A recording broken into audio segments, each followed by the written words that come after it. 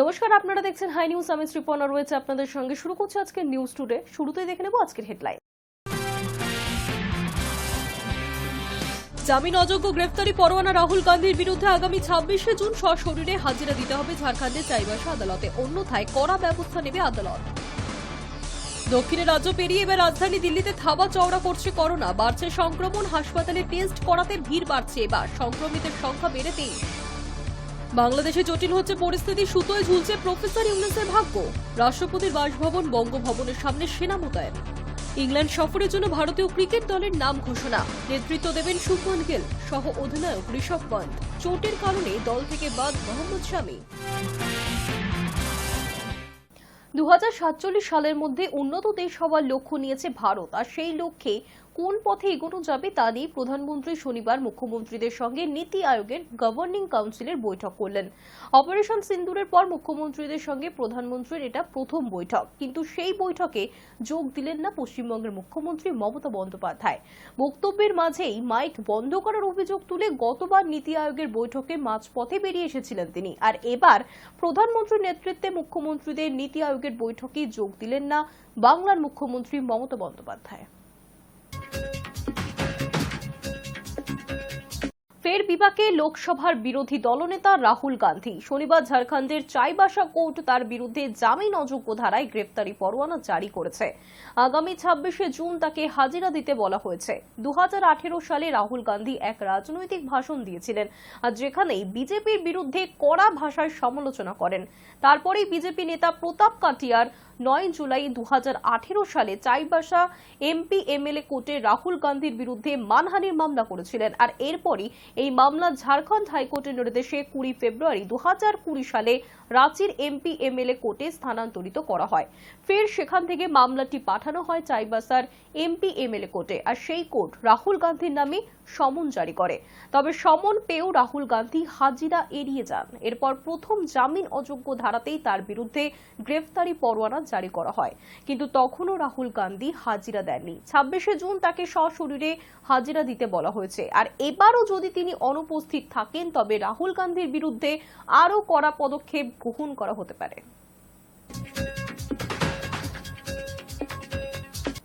পাকিস্তানের সঙ্গে জল চুক্তি বাতিল করেছে ভারত, আর তারপর থেকেই হুমকি এবং মিথ্যা অপপ্রচার চালাচ্ছে পাকিস্তান। এবার আন্তর্জাতিক মঞ্চে পাক সরকারের এই মিথ্যাচার ধুয়ে দিল ভারত। দিল্লির নয় ইসলামাবাদই এই চুক্তি লঙ্ঘন করেছে, স্পষ্ট জানালেন ভারতের প্রতিনিধি। একবার রাষ্ট্রসংঘে পাকিস্তানের মুখোশ খুলে দিল ভারত। পেহেলগাঁও জঙ্গি হামলার প্রতিবাদে পাকিস্তানের সঙ্গে সিন্ধু জল চুক্তি বাতিল করেছে দিল্লি, জানিয়ে ক্রমাগত অপপ্রচার চালিয়ে যাচ্ছে ইসলামাবাদ। বারংবার দাবি করেছে ভারত নাকি এই চুক্তির লঙ্ঘন করেছে, কিন্তু এবার আন্তর্জাতিক মঞ্চে পাক সরকারের এই মিথ্যাচার ধুয়ে দিল ভারত। পাক সন্ত্রাসের বলি নিরীহ ভারতীয়রা, যার বিরুদ্ধেই এই সিদ্ধান্ত। দিল্লি নয় ইসলামাবাদই এই চুক্তির লঙ্ঘন করেছে, স্পষ্ট জানালেন ভারতের প্রতিনিধি। অতীতে বহুবার কাশ্মীর ইস্যু নিয়ে ভারতকে বিদ্ধে চেয়েছে পাকিস্তান, কিন্তু কোনোবারই হালে পানি পায়নি তারা। শুক্রবার রাষ্ট্রসংঘের নিরাপত্তা কাউন্সিলে সিন্ধু জল চুক্তি নিয়ে দিল্লিকে তোপ দাগতে চেয়েছিলেন পাকিস্তানের প্রতিনিধিরা, কিন্তু সমস্ত মিথ্যাচার টেনে ছিঁড়ে রাষ্ট্রসংঘে নিযুক্ত ভারতের স্থানীয় প্রতিনিধি পার্বত হানেনি হরিশ বলেন, পাকিস্তানের উপর আস্থা রেখে বিশ্বাস করে 65 বছর আগে ভারত এই চুক্তি করেছিল, যার প্রস্তাবনায় বলা হয়েছিল চুক্তিটি সদিচ্ছা ও বন্ধুত্বের উপর ভিত্তি করে সম্পাদিত হয়েছে, কিন্তু পাকিস্তান সেই বিশ্বাস বন্ধুত্বের মর্যাদা রাখেনি। প্রায় 6.5 দশক ধরে পাকিস্তান এই চুক্তির অবমাননা করেছে। ভারতের বুকে 3টি যুদ্ধ ও হাজার হাজার জঙ্গি হামলা চালিয়েছে পাক সন্ত্রাসীরা। গত 4 দশক ধরে 20,000-এর উপর নিরীহ ভারতীয় এই সন্ত্রাসবাদের শিকার হয়েছেন। 22শে এপ্রিল কাশ্মীরের পেহেলগাঁও হামলা পাকিস্তানের নৃশংসতার প্রমাণ। পেহেলগাঁও হামলা অপারেশন সিন্দুর নিয়ে পাকিস্তান যে মিথ্যা তথ্য ছড়াচ্ছে সেই নিয়ে তিনি জানিয়েছেন, পাকিস্তানের প্রতিনিধি অপপ্রচার করছেন। ভারতের বিরুদ্ধে সন্ত্রাসীদের মদত দেয় তারা, যার জবাব দেওয়া হয়েছে অপারেশন সিন্দুরের মাধ্যমে। কিন্তু সেই সময়ও ভারত যথেষ্ট সংযমের পরিচয় দিয়েছে। কোনো পাক নাগরিককে টার্গেট করা হয়নি, কিন্তু পাকিস্তান তা করেনি। ওরা আমাদের সীমান্তবর্তী গ্রামে হামলা চালিয়েছে, এই সন্ত্রাস দমন না করলে গোটা বিশ্ব এর ফল ভুগবে। প্রসঙ্গত, সিন্ধু জল চুক্তি বাতিল না করার আর্জি নিয়ে সম্প্রতি ভারত সরকারকে চিঠি লিখেছে ইসলামাবাদ। তাদের দাবি, এই চুক্তি বাতিলের ফলে অভূতপূর্ব সংকটের পরিস্থিতি পাকিস্তানের। কোথাও জলকষ্ট, কোথাও বন্যা পরিস্থিতি। দেশের বিস্তীর্ণ এলাকায় দেশবাসী শুকিয়ে মরার অবস্থা। আর এই সংকট থেকে বাঁচতে ভারতের কাছেই কাকুতি মিনতি করেছে পাকিস্তান। তবে পড়শি দেশের হাজার অনুরোধেও চিরে ভিজবে না বলে সাফ জানিয়ে দিয়েছেন বিদেশ মন্ত্রী এস জয়শঙ্কর। কয়েকদিন আগেই সংবাদ মাধ্যমের মুখোমুখি হয়ে তিনি জানিয়েছেন, সিন্ধু জল চুক্তি আপাতত স্থগিত। যতদিন না সীমান্ত সন্ত্রাস বন্ধ করবে পাকিস্তান, ততদিন এই চুক্তি বাতিল থাকবে। Hi news network. বাংলাদেশের রাজনৈতিক পরিস্থিতি ভয়ঙ্কর টালমাটাল। সরু সুতোর ওপর ঝুলছে প্রফেসর ইউনূসের ভবিষ্যৎ। সেনাবাহিনী চলতি বছরের মধ্যেই নির্বাচন করা চূড়ান্ত আলটিমেটাম দিয়ে দিয়েছে বলে খবর। গত কয়েক ঘন্টা ধরে শোনা যাচ্ছে পদত্যাগ করার ইচ্ছা প্রকাশ করেছেন ইউনূস। সেনাবাহিনীর পাশাপাশি বিভিন্ন রাজনৈতিক দলের সঙ্গেও তার দূরত্ব তৈরি হয়েছে। শনিবার উপদেষ্টাদের সঙ্গে রুদ্ধদ্বার বৈঠকের পর অবশ্য পদত্যাগের সম্ভাবনা বাতিল করা হয়েছে। বাংলাদেশের অন্তর্বর্তী সরকারের প্রধান উপদেষ্টা নোবেল জয়ী অর্থনীতিবিদ মোহাম্মদ ইউনূস বর্তমানে গভীর রাজনৈতিক ও প্রশাসনিক সংকটে পড়েছেন। 2024 সালের অগাস্টে শেখ হাসিনার পদত্যাগ ও দেশত্যাগের পর ছাত্র আন্দোলনের সমর্থনে গঠিত অন্তর্বর্তী সরকারের নেতৃত্বে আসেন ইউনূস। তবে সরকারের কার্যক্রম ও সংস্কার প্রক্রিয়া নিয়ে রাজনৈতিক দলগুলোর মধ্যে মতানৈক্য, সেনাবাহিনীর সঙ্গে টানাপোড়েন এবং মানবাধিকার লঙ্ঘনের অভিযোগে তার নেতৃত্বে প্রশ্নবিদ্ধ হয়েছে। ইউনূসের নেতৃত্বাধীন সরকার সংস্কার ও নতুন সংবিধান প্রণয়নের প্রতিশ্রুতি দিলেও রাজনৈতিক দলগুলির মধ্যে ঐক্যমত্যের অভাব এবং সেনাবাহিনীর সঙ্গে মতবিরোধের কারণেই অগ্রগতি ব্যাহত হয়েছে। বিশেষ করে মায়ানমারের সঙ্গে মানবিক করিডোর স্থাপন নিয়ে সেনাবাহিনীর সঙ্গে তার দ্বন্দ্ব প্রকাশ্যে এসেছে। এছাড়া বিএনপি ও সেনাপ্রধান 2025 সালের ডিসেম্বরের মধ্যে নির্বাচন চাইলেও ইউনূস 2026 সাল পর্যন্ত বিলম্বের ইঙ্গিত দেন। এই প্রেক্ষাপটে শনিবার সন্ধ্যায় মোহাম্মদ ইউনূসের একাধিক রাজনৈতিক দলের শীর্ষ নেতৃত্বের সঙ্গে পৃথক বৈঠক অত্যন্ত গুরুত্বপূর্ণ হয়ে উঠেছে। জানা গিয়েছে, সন্ধ্যে 7:30টায় বিএনপির একটি প্রতিনিধি দল ইউনূসের সরকারি বাসভবন যমুনায় তার সাক্ষাৎ এবং সন্ধ্যে 6টায় জামায়াতে ইসলামী নেতাদের সঙ্গেও তার বৈঠক। সূত্র জানিয়েছে, এই বৈঠকে নির্বাচনের সময়সূচি, অন্তর্বর্তী সরকারের ভবিষ্যতের রূপরেখা এবং সেনাবাহিনীর ভূমিকা নিয়ে আলোচনা পরিস্থিতির মোড় ঘোরাতে সাহায্য করতে পারে। বর্তমান অস্থির রাজনৈতিক পরিস্থিতিতে বাংলাদেশ সেনাবাহিনী একটি গুরুত্বপূর্ণ ভূমিকা পালন করছে। শুক্রবার রাতেই ঢাকায় রাষ্ট্রপতির সরকারি বাসভবন বঙ্গভবনের চারপাশে অতিরিক্ত সেনা মোতায়েন করা হয়েছে। রাজনৈতিক বিশ্লেষকরা বলছেন, এটি একটি প্রতীকী বার্তা এবং এটি সরকারি কাঠামোর অভ্যন্তরীণ নিরাপত্তা ও নিয়ন্ত্রণের প্রশ্নে সেনাবাহিনীর সক্রিয় ভূমিকা তুলে ধরছে। এছাড়া রাজধানীর গুরুত্বপূর্ণ সরকারি ভবন এবং কূটনৈতিক এলাকায় নজরদারি বাড়ানো হয়েছে। ইউনূসের সরকারের বিরুদ্ধে সাংবাদিক নির্যাতন, সংখ্যালঘুদের উপর হামলা এবং ধর্মীয় উগ্রবাদীদের প্রশ্রয়ের অভিযোগ উঠেছে। 2024 সালের অগাস্ট থেকে ডিসেম্বর পর্যন্ত 2000-এর বেশি সাম্প্রদায়িক সহিংসতার ঘটনা ঘটেছে, যার মধ্যে 23 জন নিহত হন। এছাড়াও 354 জন সাংবাদিক হয়রানির শিকার হন এবং 167 জনের প্রেস কার্ড বাতিল করা হয়। অন্তর্বর্তী সরকারের সময় শিল্প খাতে নেতিবাচক প্রবৃদ্ধি, উৎপাদন খরচ বৃদ্ধি এবং বিদেশি বিনিয়োগ হ্রাস পেয়েছে। এছাড়া ইউনূসের বিরুদ্ধে গ্রামীণ টেলিকমের শ্রমিক কল্যাণ তহবিল থেকে 25 কোটি টাকা আত্মসাতের অভিযোগে দুর্নীতি দমন কমিশন মামলা করেছে। ইউনূসের প্রধানমন্ত্রী পদে নিয়োগ সাংবিধানিকভাবে প্রশ্নবিদ্ধ, কারণ তিনি সংসদের সদস্য নন। সংবিধানের 56-এর 1 অনুচ্ছেদ অনুযায়ী প্রধানমন্ত্রী হতে গেলে সংসদ সদস্য হওয়া আবশ্যক। এই সাংবিধানিক অস্পষ্টতা সরকারের বৈধতা নিয়ে বিতর্ক সৃষ্টি করেছে। এই পরিস্থিতিতে ইউনূস তার দায়িত্ব পালনে অসন্তোষ প্রকাশ করেছেন এবং পদত্যাগের ইঙ্গিত দিয়েছেন। তিনি রাজনৈতিক দলগুলোর সহযোগিতার অভাব এবং সংস্কার প্রক্রিয়ার অগ্রগতির অভাবে হতাশা প্রকাশ করেছেন। Hi news network. নিজেদের ইচ্ছে মতো চাপানো যাবে না আর কর। কর চাপানোর ক্ষেত্রে গ্রাম পঞ্চায়েত, পঞ্চায়েত সমিতি এবং জেলা পরিষদগুলিকে কড়া বার্তা দিল নবান্ন। সম্প্রতি একাধিক ঘটনা প্রশাসনের নজরে এসেছে, আর যেখানে দেখা গিয়েছে পঞ্চায়েতের বিভিন্ন স্তরে নতুন করে কর চাপিয়ে দেওয়া হয়েছে সাধারণ মানুষের উপর। সূত্রের খবর, বিষয়টি নিয়ে প্রশাসনের শীর্ষ স্তরের কাছে উষ্মা প্রকাশ করেছেন মুখ্যমন্ত্রী, আর তারপরই নড়েচড়ে বসেন নবান্নের প্রশাসনিক কর্তারা। রাজ্যের সমস্ত জেলা শাসকদের মুখ্য সচিব মনোজ পান জানিয়ে দিয়েছেন, ত্রিস্তরীয় পঞ্চায়েতকে কোনো কর বা ফি ধার্য করতে হলে রাজ্যের অর্থ দপ্তর বা পঞ্চায়েত দপ্তর থেকে অনুমতি নিতে হবে।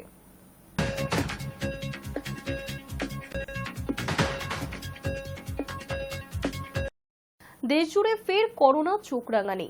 কেরল এবং মহারাষ্ট্রে বাড়ছে আতঙ্ক, বেশ কিছু রোগী ভর্তি হাসপাতালে। মুম্বাই থেকে ফিরে গুরগ্রামে করোনা আক্রান্ত একজন, আর এইভাবেই এক জায়গা থেকে আরেক জায়গায় থাবা বিস্তার করছে ভাইরাস। এরই মধ্যে বাংলাতেও শীত কাটল কোভিড। পশ্চিমবঙ্গে একজন করোনা আক্রান্তের খোঁজ পাওয়া গিয়েছে, যদিও তিনি এখন করোনা মুক্ত। রাজ্য স্বাস্থ্য দপ্তর সূত্রে খবর, চলতি মাসের গোড়ায় আলিপুরের উডল্যান্ডস হাসপাতালে এক মহিলা শ্বাসকষ্ট ও অন্যান্য সমস্যা নিয়ে ভর্তি হয়েছিলেন। পরীক্ষায় জানা গিয়েছিল তিনি কোভিড-19 আক্রান্ত। আইসোলেশনে এক সপ্তাহ রেখে ওই করোনা আক্রান্তকে ছেড়ে দেওয়া হয়। ক্রমশ ধাবা চওড়া হচ্ছে করোনা। দক্ষিণের গণ্ডি পেরিয়ে এবার দিল্লিতে বাড়ছে করোনা সংক্রমণ। শুক্রবার বিকেল পর্যন্ত রাজধানীর বিভিন্ন এলাকায় 23 জন কোভিড আক্রান্তের সন্ধান পাওয়া গিয়েছে। টেস্ট করানোর জন্য ভিড় বাড়ছে হাসপাতালগুলিতে। পিরোলা নামের করোনার এই নতুন প্রজাতি ডেল্টার মতো প্রাণঘাতী নয় বলে জানাচ্ছেন চিকিৎসকেরা। তবে প্রবীণ এবং কঠিন অসুখে যারা ভুগছেন তাদের মাস্ক ব্যবহার করার পরামর্শ দেওয়া হচ্ছে। দেশের বিভিন্ন প্রান্তে ফের মাথাচাড়া দিচ্ছে করোনা ভাইরাস। নয়া ভ্যারিয়েন্ট পিরোলা সংক্রমণে উদ্বেগ বাড়ছে স্বাস্থ্য মহলে। রাজধানী দিল্লি সহ একাধিক রাজ্যে দ্রুত গতিতে সংক্রমণ ছড়াচ্ছে। আক্রান্তের সংখ্যা বাড়তে থাকায় হাসপাতালগুলিতে বাড়ছে চাপ। রাজ্য সরকারের তরফেও সতর্কতা অবলম্বন শুরু হয়েছে। দিল্লি রাজ্য সরকারের স্বাস্থ্য দপ্তরের হিসেব অনুযায়ী শুক্রবার বিকেল পর্যন্ত রাজধানীর বিভিন্ন হাসপাতালে 23 জন কোভিড আক্রান্ত রোগীর সন্ধান মিলেছে। সন্দেহভাজন আরও অনেকেই পরীক্ষার জন্য হাসপাতালে ভিড় করছেন। দিল্লির স্বাস্থ্যমন্ত্রী পঙ্কজ সিং জানিয়েছেন, আক্রান্তদের মধ্যে কেউ কেউ দিল্লির বাসিন্দা নন। তাদের বিদেশ ভ্রমণের ইতিহাস খতিয়ে দেখা হচ্ছে।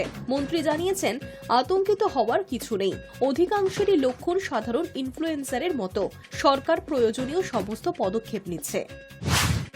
শুক্রবার বিকালে দিল্লির সরকার স্বাস্থ্য দপ্তরের তরফে সমস্ত সরকারি ও বেসরকারি হাসপাতালে নির্দেশিকা জারি করা হয়েছে। করোনায় আক্রান্তদের জন্য পর্যাপ্ত বেড, ওষুধ এবং অক্সিজেন সিলিন্ডারের ব্যবস্থা রাখতেও বলা হয়েছে। পাশাপাশি ট্রেন এবং রেল স্টেশনগুলিতেও সচেতনতামূলক প্রচার শুরু হয়েছে। জনবহুল স্থানে মাস্ক ব্যবহারের পরামর্শ দেওয়া হয়েছে, বিশেষত প্রবীণ নাগরিক ও গর্ভবতীদের জন্য। বর্তমানে দেশের মধ্যে সবচেয়ে বেশি করোনা সংক্রমণ দেখা দিয়েছে কেরলে। রাজ্য সরকারের হিসাবে সেখানে বর্তমানে 182 জন কোভিড রোগী চিকিৎসাধীন রয়েছেন। দ্বিতীয় স্থানে রয়েছে তামিলনাড়ু, সেখানে 66 জন। তৃতীয় মহারাষ্ট্র, 56 জন। এছাড়াও কর্ণাটকে 16 জন, গুজরাতে 15 জন, পুদুচেরিতে 12, হরিয়ানাতে 4 এবং পশ্চিমবঙ্গ, ওড়িশা ও সিকিমে 1 জন করে আক্রান্তের খোঁজ পাওয়া গিয়েছে। দিল্লি পার্শ্ববর্তী জাতীয় রাজধানী অঞ্চল এনসিআর অর্থাৎ নয়ডা, গাজিয়াবাদ, গুরুগ্রামেও আক্রান্তের সংখ্যা বাড়ছে। বিভিন্ন হাসপাতাল ও পরীক্ষা কেন্দ্রে চাপ বাড়ছে সন্দেহভাজনদের পরীক্ষার কারণে। এইবার সংক্রমণ ছড়াচ্ছে ওমিক্রনের সাব ভ্যারিয়েন্ট পিরোলা থেকে। এর ফলে ঠান্ডা লাগা, গলা ব্যথা, কাশি, শ্বাসকষ্ট, চোখে যন্ত্রণা, স্বাদ, গন্ধ লোপ, পেশিতে ব্যথার মতো উপসর্গ দেখা দিচ্ছে। প্রবীণ, গর্ভবতী এবং কোভিড রোগীদের মধ্যে সংক্রমণের আশঙ্কা বেশি। জন হপকিন্স বিশ্ববিদ্যালয়ের বিশেষজ্ঞদের মতে JN.1 ভ্যারিয়েন্ট ইতিমধ্যেই 30 বার মিউটেশন করেছে, যার ফলে এটি অত্যন্ত সংক্রামক এবং রোগ প্রতিরোধ ক্ষমতা দুর্বল করে দিতে সক্ষম। দিল্লি সরকারের জারি করা অ্যাডভাইজারিতে বলা হয়েছে, সামান্য উপসর্গ দেখা দিলেই টেস্ট করাতে হবে এবং চিকিৎসকের পরামর্শ অনুযায়ী ব্যবস্থা নিতে হবে। প্রবীণ ও ঝুঁকিপূর্ণ গোষ্ঠীকে ভিড় এড়ানোর পরামর্শ দেওয়া হয়েছে। এছাড়াও হাসপাতালগুলিকে চিকিৎসা সামগ্রী মজুত রাখতে এবং দ্রুত ব্যবস্থা গ্রহণের নির্দেশ দেওয়া হয়েছে। সারা দেশে করোনা সংক্রমণের এই নতুন ঢেউ স্বাস্থ্য পরিষেবার ব্যবস্থার জন্য বড় চ্যালেঞ্জ তৈরি করছে। তবে সরকার ও প্রশাসনের সক্রিয়তায় পরিস্থিতি এখনও নিয়ন্ত্রণের বাইরে যায়নি বলে জানাচ্ছেন সংশ্লিষ্ট কর্মকর্তারা। Hi news network. সাম্প্রতিক ভারত পাক লড়াইতে কতটা ক্ষতিগ্রস্ত হয়েছে পাকিস্তান সেই পরিসংখ্যান ক্রমশ স্পষ্ট হচ্ছে। সর্বভারতীয় দৈনিক পত্রিকা হিন্দুস্তান টাইমসে একটি রিপোর্টে জানানো হয়েছে, দুদিনের যুদ্ধে ভারত পাকিস্তানের একটি J-17 এবং দুটি F-16 যুদ্ধবিমান, একটি অ্যাওয়াক্স বা এয়ারবোর্ন ওয়ার্নিং সিস্টেম, একটি C-130J পরিবহন বিমান ধ্বংস করেছে। উড়িয়ে দিয়েছে করাচির HQ-9 বিমান প্রতিরক্ষা ব্যবস্থা এবং লাহোরে একটি চীনা LY-80 সিস্টেম। ভারতীয় নৌবাহিনী ও করাচিতে ক্ষেপণাস্ত্র ছোড়ার জন্য তৈরি ছিল। 2025 সালের 10ই মে রাতে ভারত পাকিস্তান সীমান্তে হঠাৎ করেই উত্তেজনা চরমে পৌঁছয়। ভারতীয় বিমান বাহিনী পাকিস্তানের ভেতরে 4টি সামরিক বিমান ঘাঁটিতে নিখুঁত হামলা চালায়।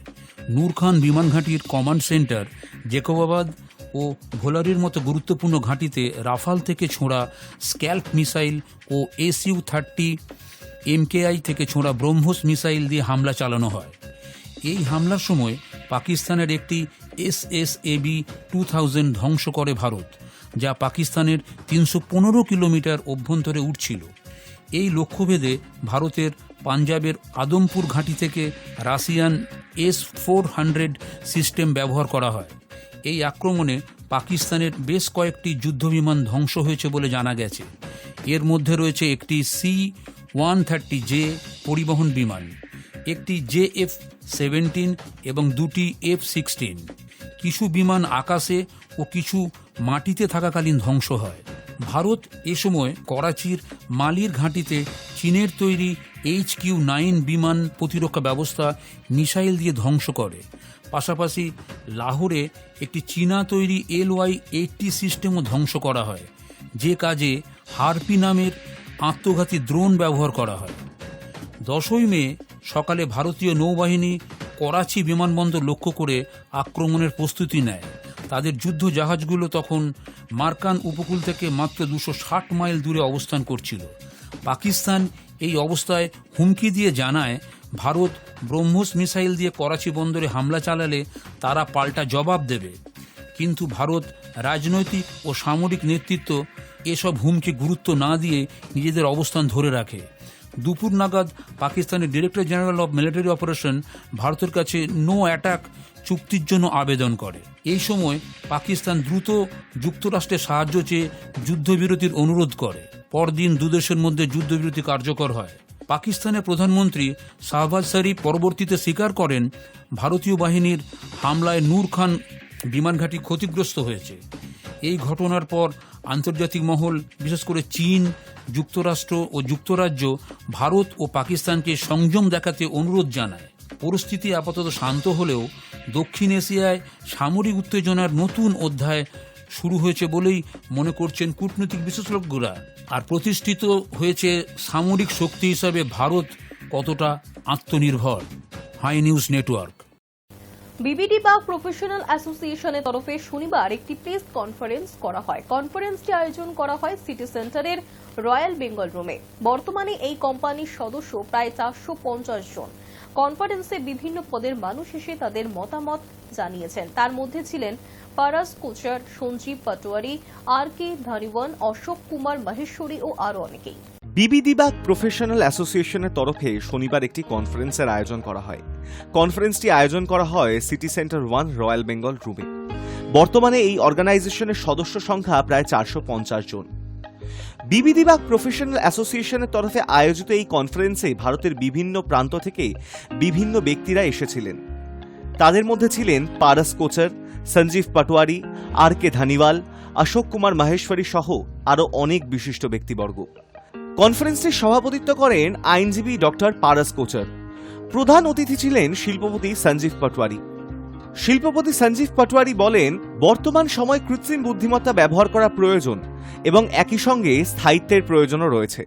बीबीडी बाग बहुत अच्छे काम कर रहा है। इनके 500 मेंबर हैं, इतने बड़े रूप से प्रोग्राम कर रहे हैं जिसमें बड़े बड़े प्रोफेशनल आए, पैन इंडिया से प्रोफेशनल आ रहा है, नॉलेज शेयरिंग हो रहा है, मैटर में सस्टेनेबिलिटी एआई इस पे चर्चा होगा और सबको इंटर नॉलेज शेयरिंग होगा। हम thanks to Paras ji president and उनका कमेटी मेंबर चेयरमैन सबको ये इतना बड़े रूप से प्रोग्राम करना और उसको इस लेवल में ले जाना और इतना बड़े सक्सेस करना, दैट इज़ बहुत बड़ा अचीवमेंट है। देखिए आज के दिन में तो फ्यूचर में तो एआई और सस्टेनेबिलिटी रहेगा, सब कुछ ही आज के दिन में एआई हो जाएगा, सब ऑटो रूट से काम होगा and green sustainability environment it is the next future है। तो उस पर अगर डिस्कशन और उस पर नॉलेज शेयरिंग हो रही, इससे अच्छा और क्या हो। অ্যাসোসিয়েশনের সভাপতি বিখ্যাত আইনজীবী ডক্টর পারাস কোচার সংগঠনের কাজের ওপর আলোকপাত করেন। বিবিডি বাগ প্রফেশনাল অ্যাসোসিয়েশনের বয়স মাত্র 4 বছর এবং সংগঠনের দ্বিতীয় বর্ষে তারা একটি কনফারেন্স করার উদ্দেশ্য নিয়েছিলেন এবং সদস্যদের সহযোগিতায় ও নির্ধারিত সময়ের মধ্যে তারা সেই লক্ষ্যে পৌঁছন। ডক্টর কোচার আরও জানান, বিবিডি বাগ প্রফেশনাল অ্যাসোসিয়েশন প্রতি বছর প্রায় 40টি সেমিনার আয়োজন করে। এর পাশাপাশি আরও অনেক ধরনের অনুষ্ঠানও আয়োজন করা হয়। बीबीडी बाग प्रोफेशनल एसोसिएशन सिर्फ 4 साल पुराना है और इसके अधिकांश सदस्य जो हैं प्रोफेशनल्स हैं, tax advocate, chartered accountants, company secretary etcetera और कुछ बिजनेसमैन और उद्योगपति भी हैं। 4 साल के दरमियान बीबीडी बाग प्रोफेशनल एसोसिएशन ने अपना एक कॉन्फ्रेंस हॉल बना लिया है, बहुत ही आलीशान है। उसे हम लोग भाड़े पर भी देते हैं, लेकिन अधिकांश वो हमारे ही काम में लगता है और हम साल में करीब 40 से 45 छोटे मोटे सेमिनार करते रहते हैं और इस तरह के बड़े कॉन्फ्रेंस भी साल में 1-2 करते रहते हैं। ये हमारी सबसे बड़ी कॉन्फ्रेंस है। इसमें 450 से लगभग सदस्यों ने रजिस्ट्रेशन करवाया है और जो अपने आप में एक बहुत अच्छा नंबर है। इसमें हम भारत से जाने माने जो स्पीकर्स हैं, लर्नर स्पीकर्स, भारत के जो जाने माने स्पीकर्स हैं उनको हम लोग लेके आए हैं। 4 सब्जेक्ट हैं, एक एआई पर, आर्टिफिशियल इंटेलिजेंसी पर और उसमें मिस्टर शाह आए हैं अहमदाबाद से, एक है इनकम टैक्स पर, उसमें कपिल गोयल आए हैं दिल्ली से, वो इंडिया के नामी एडवोकेट में से एक हैं। और उसके बाद में सेकंड सेशन जो है वो कैपिटल मार्केट पर है, उसमें अनिल सिंघवी आए हैं और मिस्टर संदीप टंडन आए हैं। और अनिल सिंघवी और संदीप टंडन दोनों ही बहुत जाने माने हैं और इसलिए आशा करते हैं कि यह सेमिनार भी हमारा बहुत अच्छा होगा। लोगों ने पसंद किया। हमारा जो इनॉग्रेशन सेशन था उसको इनॉग्रेट किया कलकत्ते के प्रसिद्ध उद्योगपति संजीव पटवारी ने और पटवारी जी ने हमारे एसोसिएशन के लिए काफ़ी शुभकामनाएं दी। और हमारा एसोसिएशन का टारगेट है कि आने वाले सालों में हम लोग करीब 1000 मेंबर बना लेंगे और इसी तरह से उन्नति बढ़ता रहेगा। जैसे आज से 15 साल पहले आप लोगों ने सुना होगा या देखा भी होगा कि कंप्यूटर बहुत ज़रूरी है और कंप्यूटर जब आया तो धीरे धीरे सारी हाथ की चीज़ें खत्म होती गई और आज सारा काम कंप्यूटर में हो रहा है। तो वो एक बहुत बड़ा चेंज आया था। कंप्यूटर के बाद अब जो चेंज आने वाला है एआई का यूज बहुत ज़रूरी है और जितने घराने, जितने उद्योगपति, जितने बिजनेसमैन, प्रोफेशनल इसका ज़्यादा यूज कर पाएंगे वो उतना ही ग्रोथ कर पाएंगे। हाँ, एआई से 2 संभावना हो रही है। एक तो हो सकता है कि कुछ जो स्किल्ड जॉब वाले नहीं हैं जो वो आउट हो सकते हैं, जिनको एआई का नॉलेज वगैरह है वो तो बहुत अच्छा जॉब पा जाएंगे, वरना वो अनएम्प्लॉयड हो सकते हैं। और दूसरी बात क्या है कि एआई का यूज में लोगों का जो मानसिक विकास है वो खत्म हो जाएगा। जैसे कैलकुलेटर में आप 3 या 3 6 भी होता है तो लोगों की हैबिट हो गई, बच्चों की उसको जोड़ते हैं कैलकुलेटर में, जबकि इसको जोड़ने की कभी दरकार नहीं होती है। उसी तरह से एआई का यूज करने से ड्राफ्टिंग वगैरह का जो यूज होगा उसमें अपना ओन विकास, अपना ओन माइंड लगाना बंद कर देंगे। मेरा आने वाली पीढ़ी से यही आह्वान है कि एआई का यूज जरूर करें, लेकिन साथ साथ में वो अपने ब्रेन को भी उसमें अप्लाई करें, अन्यथा धीरे धीरे उनका ब्रेन खत्म होता जाएगा। नहीं, सस्टेनेबिलिटी तो ऐसा है जी कि हर चीज़ की सस्टेनेबिलिटी तो बहुत ज़रूरी हो गई है। तो ये जो युग बदल रहा है, सारी चीज़ें जो बदल रही है, तो पुरानी चीज़ों को सस्टेन करना बहुत मुश्किल हो रहा है, लेकिन वो सस्टेन भी आने वाले परिवर्तन के साथ ही होगी। और उसके लिए चाहे एआई हो, चाहे इस तरह की कोई भी चीज़ हो, उसको सस्टेन करने के लिए सारा परिवर्तन आवश्यक है। सारा परिवर्तन का युग है, हर जगह परिवर्तन हो रहा है, तो ये परिवर्तन यहाँ भी हो रहा है, प्रोफेशन में भी हो रहा है। নবনীতা সাঁতরা ও রিগা রিপোর্ট, হাই নিউজ, কলকাতা। বলিউডে ফের দুঃসংবাদ। প্রয়াত বলি অভিনেতা মুকুল দেব, বয়স হয়েছিল মাত্র 54 বছর। জানা গিয়েছে শুক্রবার গভীর রাতে দিল্লিতে মৃত্যু হয়েছে তার। বেশ কিছুদিন ধরেই তিনি শারীরিক অসুস্থতায় ভুগছিলেন বলে জানা যাচ্ছে। মুম্বাইয়ের টেলিভিশন ইন্ডাস্ট্রি থেকে ফিল্মি দুনিয়ায় অতি পরিচিত মুখ ছিলেন এই মুকুল দেবের। কাজ করেছেন পাঞ্জাবি দক্ষিণী সিনে দুনিয়াতেও। মুকুলের মৃত্যুর খবর সমাজ মাধ্যমে প্রথম জানিয়েছেন অভিনেতা মনোজ বাজপেয়ী।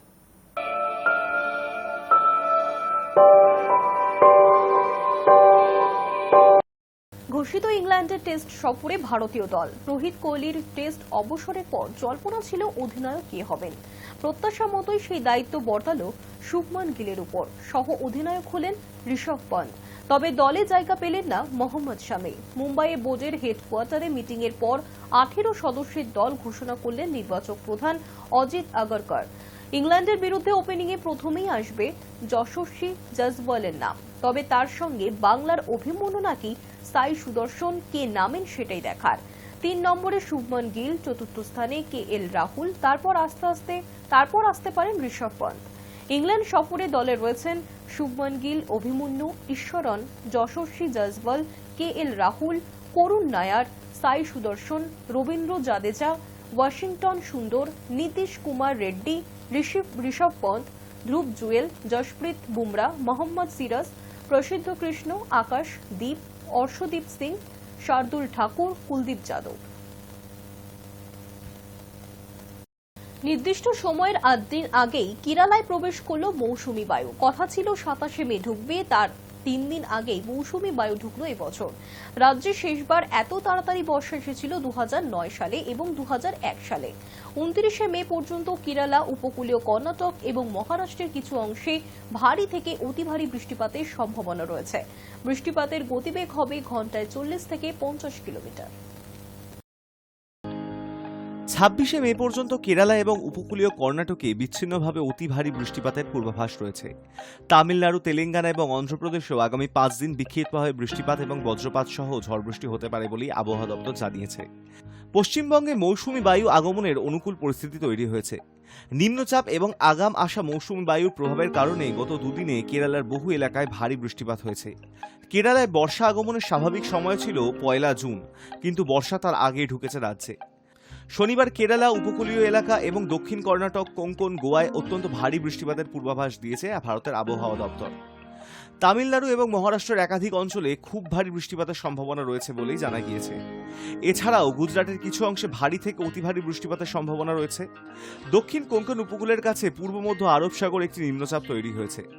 কেরালার আগাম বৃষ্টির প্রভাব বঙ্গেও দেখা দিয়েছে। দক্ষিণবঙ্গে আগামী 3 দিন ঝড় বৃষ্টির সম্ভাবনা রয়েছে। রবিবার পর্যন্ত বজ্রবিদ্যুৎ সহ বৃষ্টির সঙ্গে 30 থেকে 50 কিলোমিটার গতিবেগে দমকা ঝোড়ো হাওয়া বইবে। রবিবার ঝড় বৃষ্টির পরিমাণ একটু বেশি হবে বলেই অনুমান। সোম ও মঙ্গলবারে বিক্ষিপ্তভাবে কয়েক জেলায় ঝড় বৃষ্টির পূর্বাভাস রয়েছে। বুধবার থেকে ভারী বৃষ্টি দক্ষিণবঙ্গে। আগামী বুধবার বেশি বৃষ্টির সম্ভাবনা উত্তর ও দক্ষিণ 24 পরগনা, পূর্ব পশ্চিম মেদিনীপুর, ঝাড়গ্রাম জেলায়। বৃহস্পতিবার থেকে বৃষ্টি বাড়বে দক্ষিণবঙ্গে। কলকাতা সহ সব জেলাতেই বৃহস্পতিবার ও শুক্রবার ভারী বৃষ্টির পূর্বাভাস রয়েছে। উত্তরবঙ্গে ঝড় বৃষ্টির সতর্কতা সোমবার পর্যন্ত রয়েছে। Hi news network. News today এখনকার মতো এই পর্যন্তই। দেখতে থাকুন হাই নিউজ, নির্ভীক নিরপেক্ষ।